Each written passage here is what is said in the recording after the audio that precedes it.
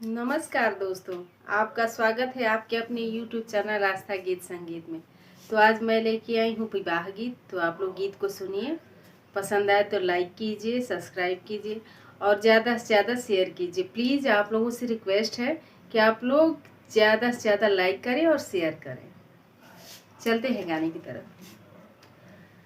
मैदा की लोइया ऐसनी बेटी हो कामनी बेटी, घाम लागत कुम्हिलस, घाम लागत कुम्हिलस। कही तू तये बेटी छत्र छवई ती हो, कही तू सुरुजायालो,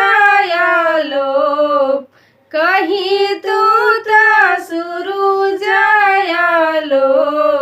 कही कहे के बाबा छत्र छवई बहो, काहे के सुरुजायालो, काहे के सुरुजायालो।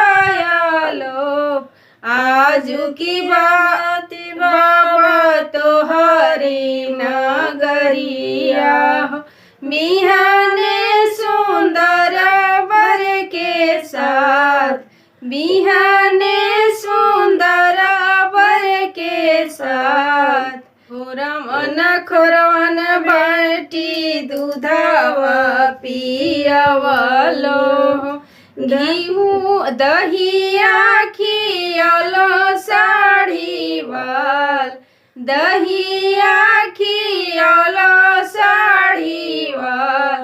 दूधो के नेकी नहीं दिहलू ये बेटी हो, चलो सुंदर वर के साथ, चलो सुंदर वर के साथ।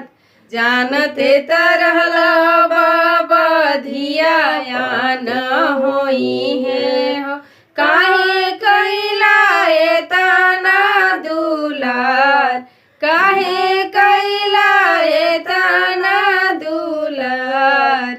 दूधवा के नेकी दी है भैया हो कावन भैया, जिनी भैया दला के सिंगार, जिनी भैया दला के सिंगार।